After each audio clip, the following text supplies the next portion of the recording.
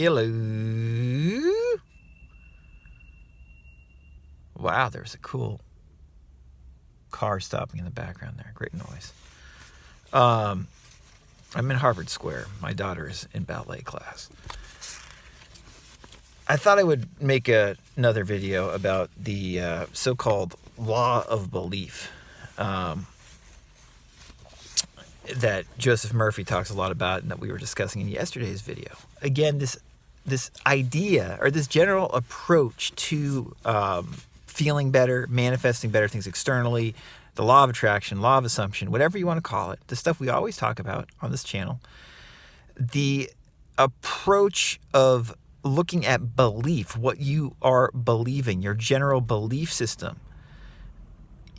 using that as your approach to have better things happen in your life, in my opinion, is probably the most sound, practical approach to all this stuff, at least for most of us, or at least for most of us a lot of the time. When we talk about a belief, it can't just be in our head. It can't just be like an intellectual belief.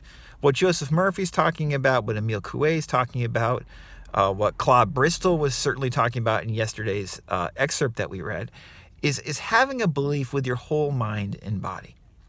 One of the things I think that really initially attracted me to this stuff is that, somebody like Neville or Joseph Murphy, they're not just talking about understanding something conceptually with your mind, but really feeling it with your whole mind and body.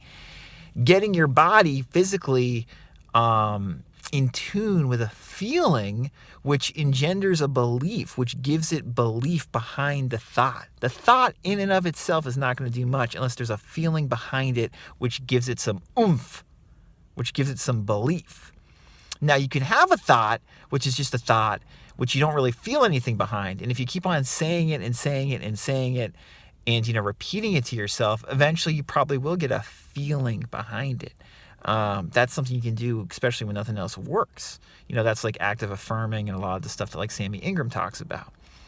But, generally speaking, what we're trying to do is invoke a feeling which makes it easier to believe what we want to believe. And people like Coué and Murphy and Neville and Claude Bristol and so many others explain this very, very well. So I thought I would read a little bit more from The Power of Your Subconscious Mind today. And again, this is going to be pretty clear, I hope, what Murphy is talking about in this section. Again, this is very early on in the book.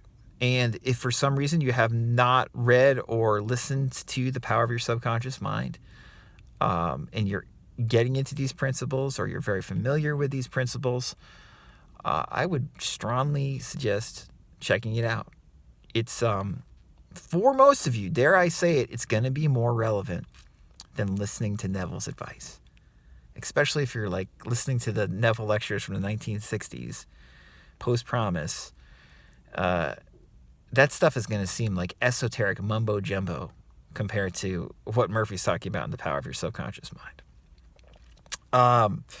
So anyway, Murphy writes, your prayer is answered because your subconscious mind is principle. And by principle, I mean the way a thing works. The way a thing works. We're realizing the way something works, and we're able to utilize that thing effectively because we understand how it works. Now, an aside or something that's just supplemental information that I find interesting is right at the beginning of Invisible Supply, that Joel Goldsmith book that I've been referring to constantly the last month or two. He says that he talks about how in the dictionary, I believe in like Webster's dictionary, principle used to just be synonymous with God. That's very interesting. Principle being synonymous with God. Your prayer is answered because your subconscious mind is principle. Your prayer is answered because your subconscious mind is God. And, obviously we use the term subconscious and imagination synonymously a lot of the time as well, because Coué always does that and explains the effectiveness of doing that. So how about your prayer is answered because your imagination is God? Your prayer is answered because your imagination is God. Sounds just like Neville. Again, all this stuff is just about the same, in my opinion. So anyway, principle being the same as God. Interesting way to look at all this. So Murphy wrote, your prayer is answered because your subconscious mind is principle. And by principle, I mean the way a thing works. For example, the principle of electricity is that it works from a higher to a lower potential. You do not change the principle of electricity when you use it, but by cooperating with nature, you can bring forth marvelous inventions and discoveries which bless humanity in countless ways. This is what we want to do with our imagination, with our belief. You know, we want to cooperate with our imagination, so we believe effective, positive things instead of believing, disempowering negative things. Very, very practical. Murphy continues, your subconscious mind is principle and works according to the law of belief. You must know what belief is, why it works, and how it works. Your Bible says in a simple, clear, and beautiful way, whosoever shall say unto this mountain, be thou removed, and be thou cast into the sea, and shall not doubt in his heart, but shall believe that those things which he saith shall come to pass, he shall have whatsoever he saith. That's Mark 11:23. Murphy says, the law of your mind is the law of belief. This means to believe in the way your mind works, to believe in belief itself. The belief of your mind is the thought of your mind. That is simple. Just that and nothing else.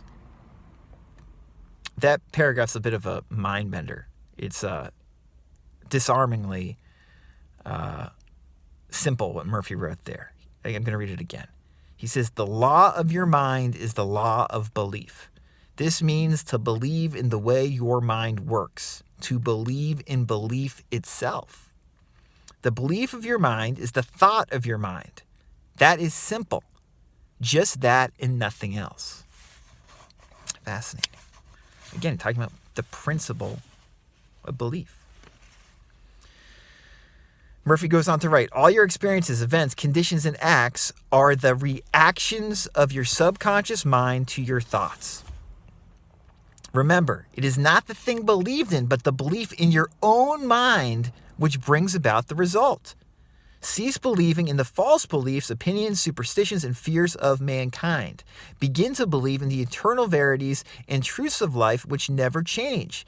Then you will move onward, upward, and Godward. Gonna have to read that paragraph again. I mean, he's again packed so much into each paragraph of this chapter and of this book. Murphy says, all your experiences, events, conditions, and acts are the reactions of your subconscious mind to your thoughts. Remember, it is not the thing believed in, but the belief in your own mind which brings about the result. Cease believing in the false beliefs, opinions, superstitions, and fears of mankind. Begin to believe in the eternal verities and truths of life which never change. Then you will move onward, upward, and Godward. He continues, whoever reads this book and applies the principles of the subconscious mind herein set forth will be able to pray scientifically and effectively for himself and for others. Your prayer is answered according to the universal law of action and reaction. Thought is incipient action. The reaction is the response from your subconscious mind, which corresponds with the nature of your thought. Busy your mind with the concepts of harmony, health, peace, and goodwill, and wonders will happen in your life. Powerful stuff. So this is what we're working with. This is the working basis, is what Murphy calls this, He calls this section, he says, the necessity of a working basis. Understanding this principle. Your prayer is answered because your subconscious mind is principle, and by principle, I mean the way a thing works. Hope this was helpful. Any questions? Or for counseling and coaching inquiries, or for information on my books, www.radicalcounselor.com.